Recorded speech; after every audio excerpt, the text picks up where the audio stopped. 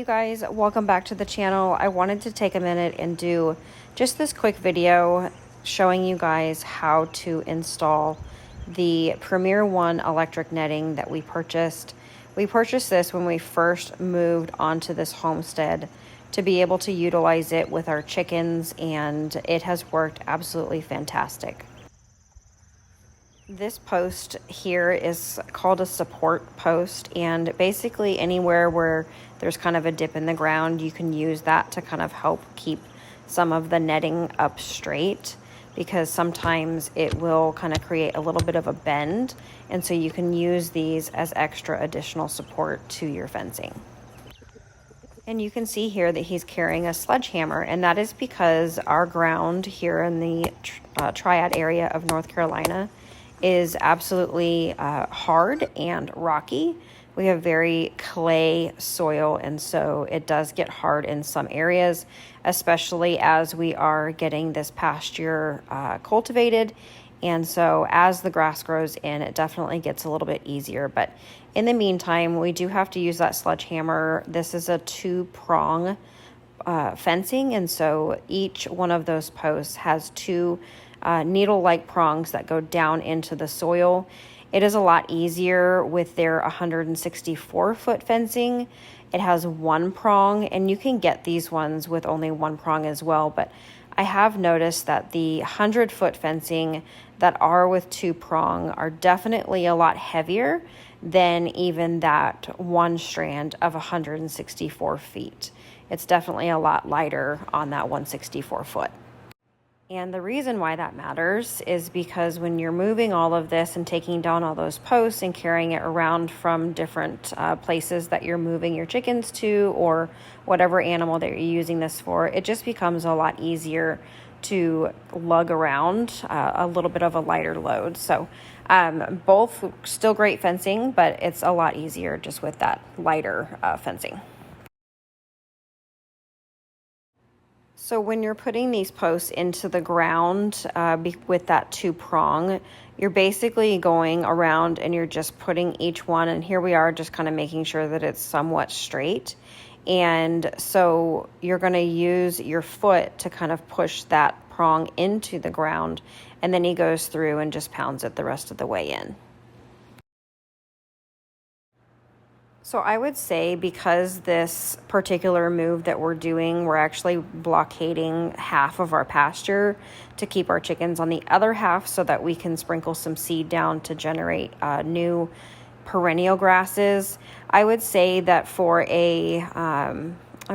probably about 164 foot, say we use that strand, it would probably take about maybe 30 minutes to get everything moved, and that includes the chicken tractor, waterers, feeders, and all of the accessories that the chickens have with them, including brooders. So definitely does not take long at all, especially as you continue to move the chickens or move this fencing. It definitely gets a lot easier as you go.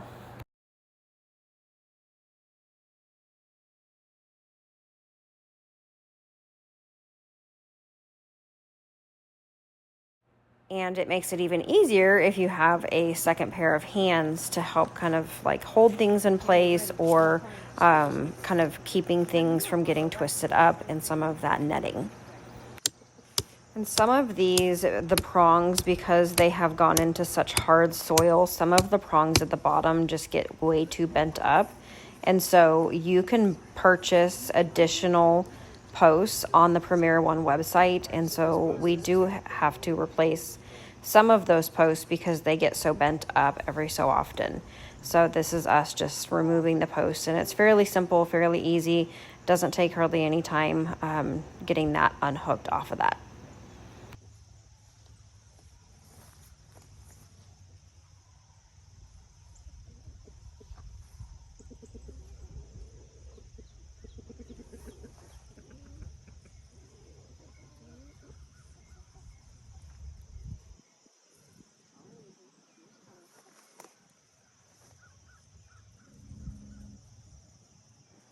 Okay, so here we go. It is now unhooked, and then we're just going to end up replacing that, which doesn't do anything to the fencing. The fencing is perfectly fine. It's just kind of an insert that goes and gets reinserted back into that place within that fencing strand. Hi, guys. Okay, and so this is the end of the strand, and this is where we're going to be doing our gate. And so he's going to insert one of these posts here that our gate will actually be attaching to. And he's going to poke that down into the ground, and then again, he's going to be using that sledgehammer to pound it the rest of the way in. He does a little bit at the top, and then he'll go down onto the ground and pound it down there as well.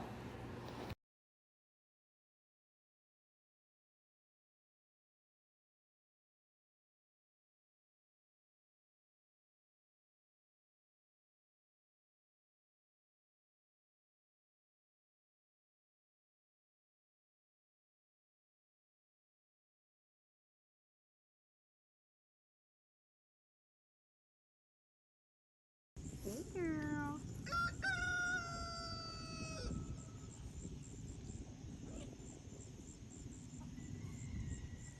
She don't trust you, Keith.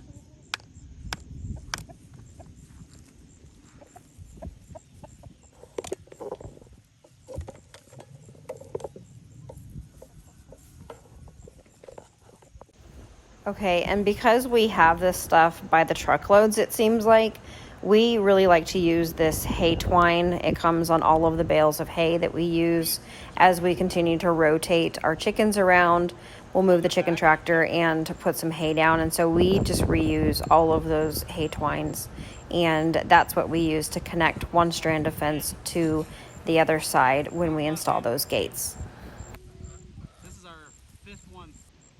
And now here is the other side of the fencing that we're going to continue on that side of the gate. And so we're just going to kind of, it's easiest to grab these with just one post at a time and making sure that they're lined up as you stack them together.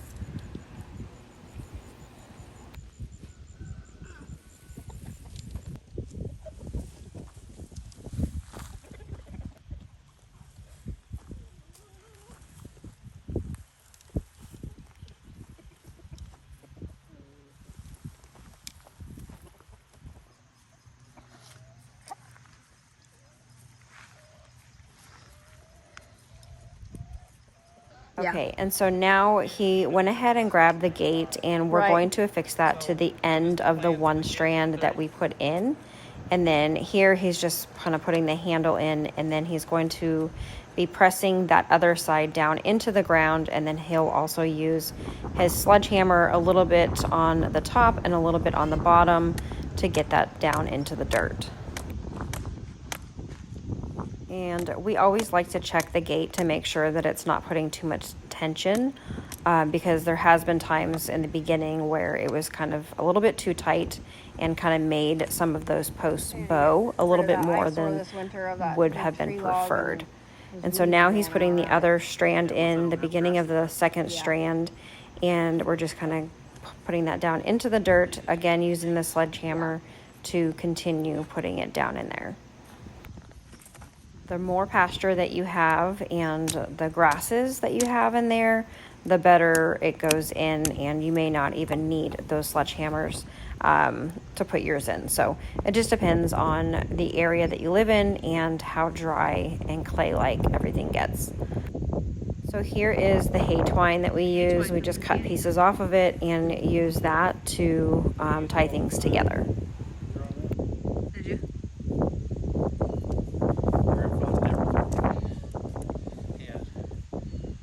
Pieces of wood that would be sticking straight out like this high, and it just always happen. It's free rope. You should do the same thing. We do. I don't throw away. Never. I know, a piece of wood. Oh. So I don't have to have a strand like strangling around everywhere. And again, if you have an extra set of hands, it definitely makes it a lot easier. I know for us in the beginning, it even made it a lot easier. until we kind of got the hang of it, to have our boys help us as well, especially when we are trying to just like hurry up and just get them moved. It makes things go a lot faster if you can have more hands on deck. I don't like the way that under part. No?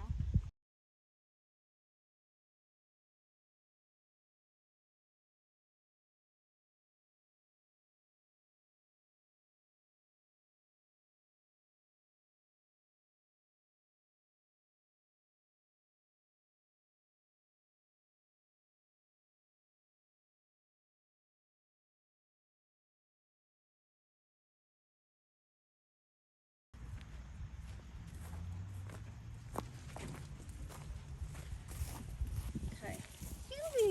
All right, y'all, we have them moved, and so we are going to keep them on this other half of our pasture while they fertilize that half, and then we are going to be spreading some seed on this other half that they have already been fertilizing as the spring and summer has gone on. So we're going to go ahead and get these brooders moved, get everything kind of situated, and then that is going to be a wrap from us.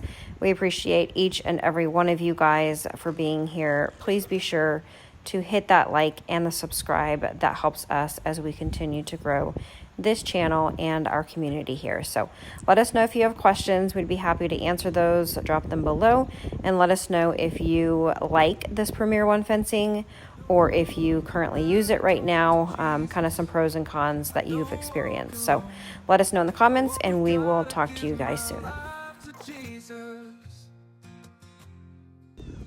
I depend on him when I go to bed, and when I wake up, I feel the presence of Jesus here near me.